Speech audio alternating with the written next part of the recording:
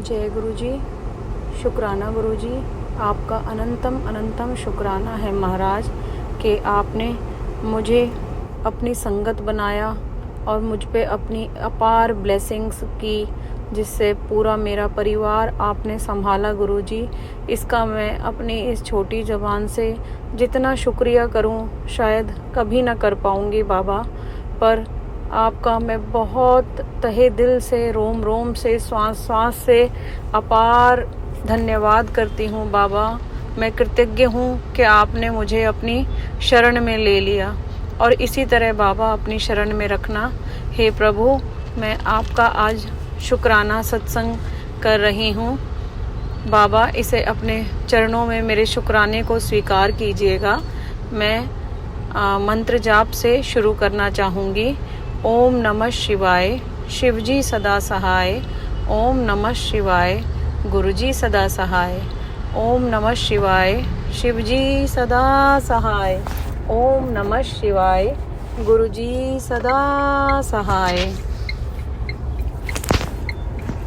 मैं बाबा से जुड़े हुए करीबन 1.5 साल से अधिक हो गया है, जब से महाराज ने मुझे इस जीवन में ज्ञात करवाया है कि मैं इंसान रूप में जान पाऊँ कि मैं मेरे महादेव से कनेक्टेड हूँ। वैसे तो मैं बचपन से माता रानी का और श्री शिव जी भगवान का शुरू से पूजा पाठ करती आई हूँ। सोमवार के व्रत भी रखे हैं और खाटू श्याम जी को भी बचपन में मैंने काफ़ी पूजा अर्चना की है। खाटू श्याम बाबा के भी मैंने काफ़ी अर्जियां लगाई हैं, जो श्याम बाबा ने मेरी हमेशा पूरी की है। मुझे कभी खाली हाथ नहीं लौटाया और मुझे अब लगता है कि शायद खाटू श्याम बाबा ने ही मेरी इस स्ट्रगल भरी ज़िंदगी को देखते हुए मुझे मेरे महादेव से जोड़ दिया। और उस शुक्राना है उस महाशिव का, उस सदाशिव का, जिसने मुझे अपनी शरण में ले लिया। इन 1.5 सालों में मैंने बहुत स्ट्रगल तो शुरू से बचपन से बहुत झेली, पर ये 1.5 साल से लगभग अधिक ही पीरियड मेरा बहुत ख़राब था। इतना ख़राब कि पूरा घर अस्त व्यस्त था।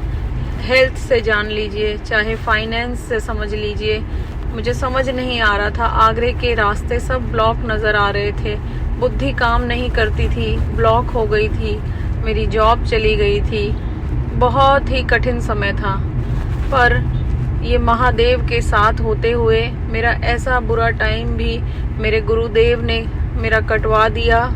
हमारे अंग संग रहते हुए हमें जान की, मेरे परिवार की, मेरे पति की, बच्चों की जान की रक्षा करते हुए उन्होंने मेरे पति को, मेरे बच्चों को महाप्रभु ने नया जीवन दान दिया, हमारी लाइफ सेव की।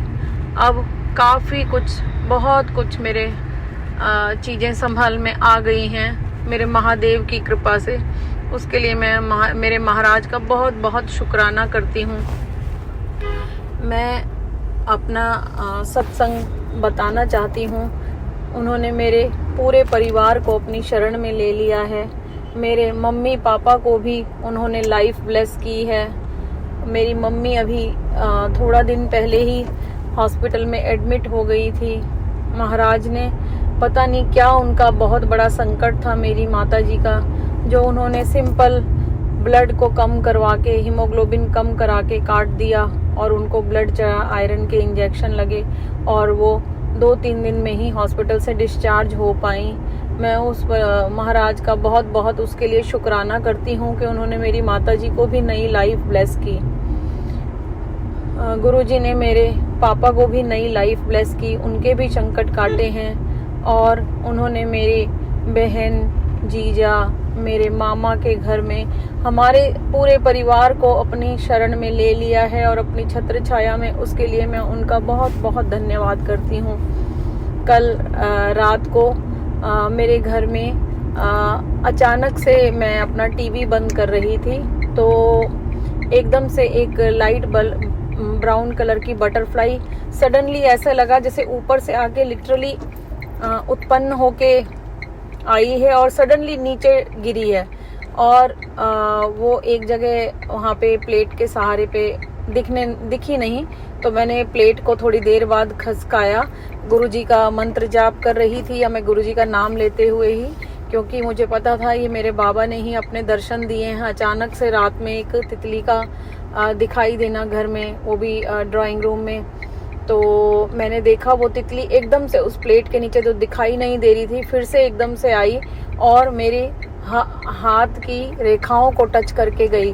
तो जो मुझे बाबा ने उस समय आभास दिया, या जो मुझे थॉट डाला, वो यही था कि देख पुत्र, अब तेरी जिंदगी में कोई दुख नहीं आएगा। तूने बहुत कष्ट झेल लिया है। देख, मैंने तेरी हाथ की रेखाओं को भी बदल दिया है। ये तेरा गुरु ही है जो तेरे कर्मों का लेखा जोखा कम कर सकता है और जो तेरे कर्म काट सकता है। अब मैं तेरे साथ हमेशा साथ हूँ, और जो कर्म तू लिखा कर लाई थी वो भी मैंने तेरे बदल दिए हैं। और मुझे इतना ब्लेस फील हुआ जब वो तितली मेरे हाथ की रेखाओं को टच करके और फिर से ऊपर उड़ के कहीं पे बैठ गई। उसके बाद मैंने उसे देखा नहीं, पर मैंने अपने गुरुजी का बहुत शुक्राना किया कि बाबा, ये आप ही हैं जो हमारी हाथ की रेखाओं को भी बदल के हमारे कष्ट कटवा सकते हैं और हमारे जीवन को सुख में बना सकते हैं। बहुत बहुत शुक्राना है उस मालिक का। मैं अपने सत्संग को यहीं विराम देना चाहूँगी और अपने उस महाप्रभु से यही अरदास करूँगी कि बाबा, आप सदा सदा के लिए मुझसे जुड़े रहना। मेरी आत्मा आपके बिना, मेरे परमात्मा के बिना रह नहीं पाएगी, इसलिए मेरी आत्मा हर जगह मेरे महाशिव को ढूंढती है। बाबा, मुझे अपने चरणों में ले लेना। जब मेरी आखिरी सांस हो बाबा, आप लेने आना और अपने चरणों में रख लेना बाबा, अपने धाम में ही। मुझे बस मेरा महाशिव मिल जाए, उससे ऊपर मेरी कोई इच्छा नहीं है। और बहुत शुक्रिया है बाबा, आपने जो दिया उसका भी बहुत बहुत शुक्राना है, जो नहीं दिया उसका भी बहुत शुक्राना है, और जो दे कर ले लिया बाबा उसका भी बहुत शुक्राना है, क्योंकि हमारा भला आपसे अच्छा कोई नहीं जानता।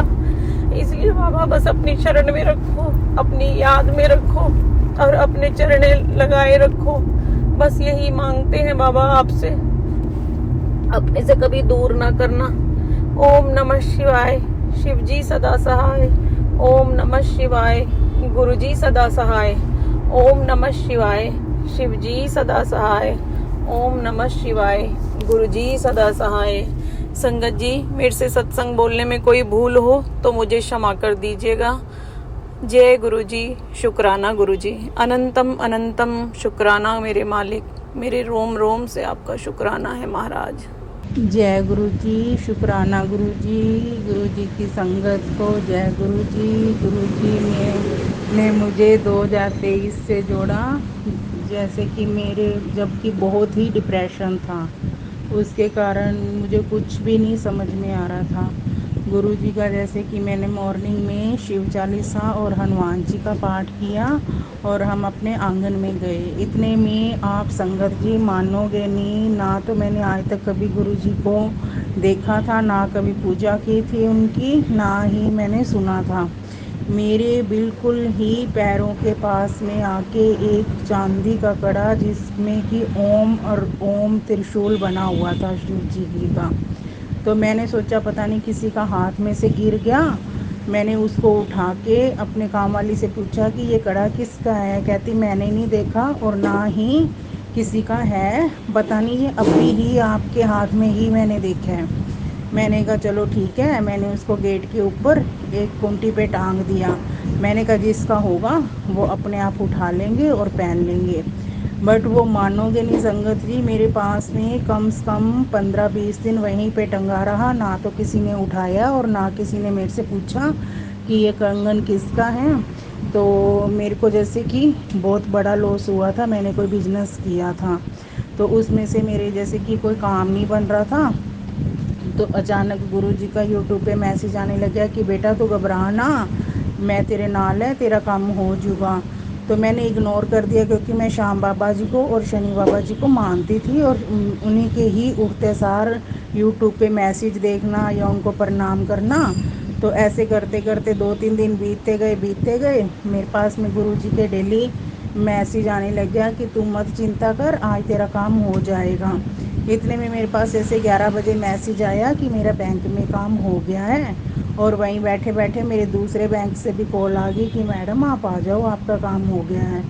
तो गुरुजी के अगले दिन मैं जैसे कि मैं मॉर्निंग में श्याम बाबा को शनि प्रणाम करने लगी, तो गुरुजी का मैसेज आया हुआ था कि अब बेटा खुश है ना, अब तो तेरे एक जगह नहीं, मैंने दोनों जगह काम कर दिए। तब मुझे थोड़ा सा मन में हुआ कि मैंने तो ये कभी देखे भी नहीं, ये कौन है कौन नहीं है, और ये मेरे को कह रहे हैं कि दोनों जगह तेरे काम हो गए, ये तो मेरे बैंक में दोनों जगह काम हुए हैं। ऐसे सिलसिला शुरू हो गया गुरुजी के साथ में मेरा। फिर मेरे को कहते कि चल तू अब खुश हो जा और बड़े मंदिर में आ जा। तो मैंने सोचा कोई हमारे गंगानगर में ही बड़ा मंदिर होगा। तो मेरे जैसे अंकल जी आए घर पे, मैंने उनको पूछा कि अपने गंगानगर में बड़ा मंदिर कौन सा है। तो कहते कि तो रात को भी बड़े मंदिर की सोचती है, तेरे को मंदिरों में जाने की। मैंने कहा नहीं नहीं, एक बार ये देखो। तो मैंने उनको गुरुजी का सब रूप दिखाया और उन्होंने देखा। तो कहते कि ये तो वो एक मोना आंटी हैं, ये उनके गुरुजी हैं, तो आप ना उनसे बात कर लो, इस बारे में मुझे कुछ नहीं मालूम। मैंने हैंड टू हैंड मेरे हस्बैंड ने उनका नंबर मिलाया। कहते कि आप 1 मिनट बात करना। तो मैंने उनको मोना आंटी को बोला, आंटी जी मेरे ना ये जो आपके गुरुजी है ना, ये मेरे को कहते हैं कि ना बड़े मंदिर आ जा। अपना बड़ा मंदिर गंगानगर में कहाँ पे है? तो वो कहते बड़ा मंदिर गंगानगर में तो नहीं है, छतरपुर में है, दिल्ली में। तो फिर मैंने कहा मेरे को तो यहीं पे गंगानगर ही नहीं जाने देते, वहाँ बड़े मंदिर दिल्ली में कौन जाने देगा। तो ये यानी गुरु नानक जयंती से 2 दिन की पहले की बात है। तो वो ना 11:30 का रात का टाइम था। तो मैंने कहा ठीक है आंटी, चलो मैं ना फिर आपसे मॉर्निंग में बात करूँगी, फिर अच्छे से पूछूँगी। कहते ठीक है बेटा। तो मैंने फ़ोन रख दिया। तो सुबह जैसे मेरे पास मैसेज आया कि चल तू नहीं आ सकती ना बड़े मंदिर, तो मैं तेरे घर आ जाऊँगा परसों। तो बीच में एक दिन गैप था और उस दिन गुरु नानक जयंती थी। तो मैंने दिन में मोना आंटी को मिलाया फ़ोन। मैंने कहा ये जो आपके गुरुजी है ना, ये कह रहे हैं कि चल बेटा तू नहीं आ सकती ना, मैं आपके घर आ जाऊँगा। तो मुझे तो डर लगने लग गया। मैंने कहा हमारे परिवार फैमिली तो राधा स्वामी है, और ये कहेंगे कि तूने ये गुरुजी को कहाँ से इनवाइट कर लिया। और मेरे को लगा कि गुरुजी या कोई भी संत महात्मा आते हैं तो उनके साथ में 8-10 जने तो या 2-4 जने तो होते ही होते हैं।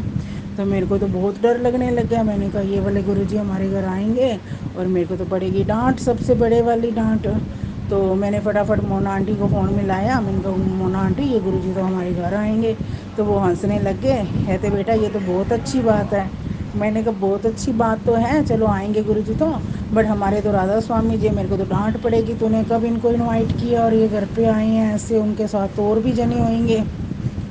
कहती नहीं बेटा ये गुरुजी नहीं है, इन्होंने समाधि ले है, और ना ये इनका स्वरूप आएगा आपके घर में। मैंने रात को ही सोचा था कि मैं आपके घर पे स्वरूप भेजूँगी। तो मैंने कहा चलो ठीक है। तो मानोगे नहीं संगत जी, गुरु नानक जयंती वाले दिन सुबह सुबह मेरे पास में मैसेज आया कि आज तो मैं तेरे घर आना है, तो कड़ा प्रसाद और बनाना और मेरे को भोग लगाना, मेरे लिए फूलों का अरेंज कर ले और मेरे पे फूल भी वर्षा करना।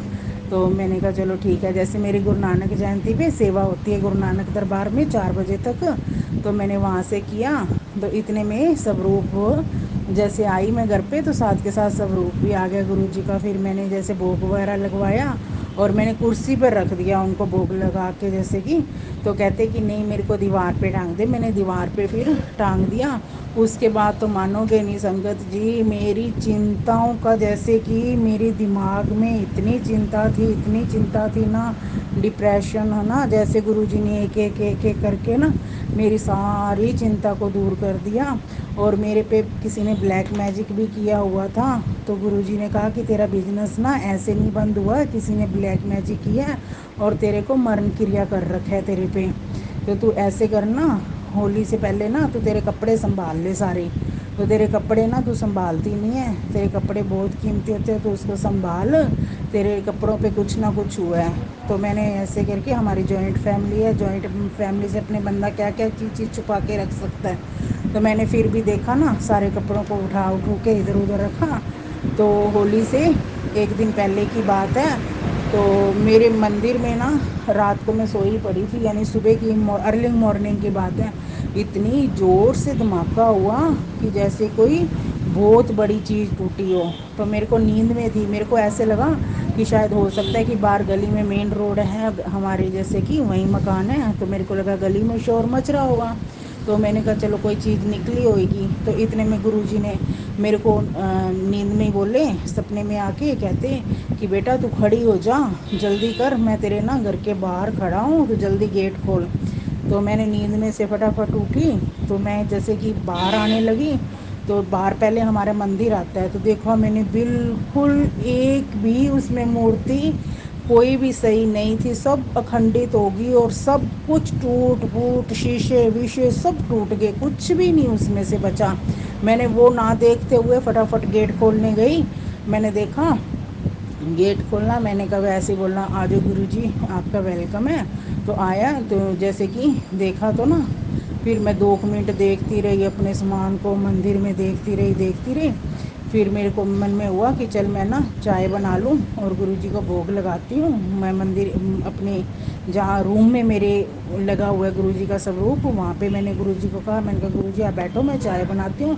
तो थोड़ी बार मैंने जैसे कि मंदिर ये इसमें यूट्यूब में निकालने के लिए, भजन चलाने के लिए कहा, तो गुरुजी ने मेरे को जैसे कि टेलीपैथी मैसेज आया कि अगर ना मैं टाइम पे ना आता ना, तो तेरे पे मरण क्रिया होने वाली थी। वो तो सभी देवी देवताओं ने तेरी पूजा और हमने खुश होकर तेरे पे जो मरण क्रिया थी ना उसको टाल दिया है।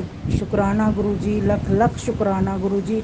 यानी मेरे पे गुरुजी ने इतनी बार, जब भी कोई हादसा होने वाला होता है, एक्सीडेंट होने वाला होता है ना, मेरे को 777 777 33 44 ऐसे करके ब्लेसिंग शुरू हो जाती है और हैंड टू हैंड मेरी बचत हो जाती है। गुरुजी इतनी मेहर करते हैं ना, जिसका कि शुक्राना करें उतना ही कम है। और मैं एक सबसे और आपसे रिक्वेस्ट करती हूँ, जैसे कि आप कहते हो ना कि गुरुजी बार बार कह रहे थे शुक्राना कर शुक्राना कर, है अपने ऐसे नहीं कहना चाहिए कि गुरुजी कह रहे हैं बार बार शुक्राना कर। यानी गुरुजी तो अपने को सही रास्ते पे दिखा रहे हैं भी, आपके साथ जो बुरा होने वाला था वो मैंने टाला है, बल्कि उसको तो अपने को ये कहना चाहिए कि गुरुजी का हुक्म हुआ कि शुक्राना कर। बट अपने ऐसे बार बार आप लोग कहते हो कि गुरुजी कह रहे हैं बार बार शुक्राना कर शुक्राना कर, वो तो ये बात होगी ना भी गुरुजी हमारी मिन्नतें निकाल रहे थे शुक्राना कर, तब जाके हमने शुक्राना किया। हमें ऐसा नहीं करना चाहिए। हमें गुरुजी तो हमारे गुरु हैं, वो हमें देखो हर मुसीबत से, हर कोई भी बला होती है उससे टालते हैं, अपने को सही रास्ता दिखाते हैं। बल्कि अपने को तो गुरुजी का हुक्म मानना चाहिए कि देखो गुरुजी ने हमारे पे हुक्म किया, हमारे पे मेहर किया, हमारे पे दया किया। तो हमें ऐसा नहीं, हमें कहना चाहिए कि गुरुजी का हुक्म हुआ और हम सत्संग शेयर कर रहे हैं। अगर मेरी वाणी आपको गलत लगी हो तो उससे मैं माफ़ी चाहती हूँ। बट मैं तो कहती हूँ कि मेरे गुरु जैसा कोई भी गुरु नहीं और कुछ भी नहीं, कोई भी नहीं कर सकता।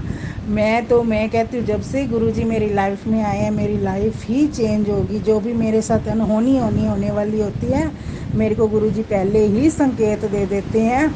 और मानोगे नहीं संगत जी, आप हमारे यहाँ गंगानगर में कोई भी सत्संग होता है ना, मैं गुरुजी को कहूँ ना गुरुजी आप आज कौन सी ड्रेस पहन रहे हो, है ना, वही ड्रेस मुझे भी वही कलर पहनवा के लेके जाना।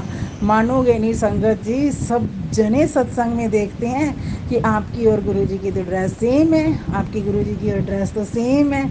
इतने मैं कहती हूँ गुरुजी हमारे अच्छे हैं, गुरुपा इतने अच्छे हैं ना कि जिसका कि मेरे पास में कोई वर्डिंग ही नहीं है। जय गुरुजी, शुक्राना गुरुजी, लख लख शुक्राना गुरुजी, जय गुरुजी।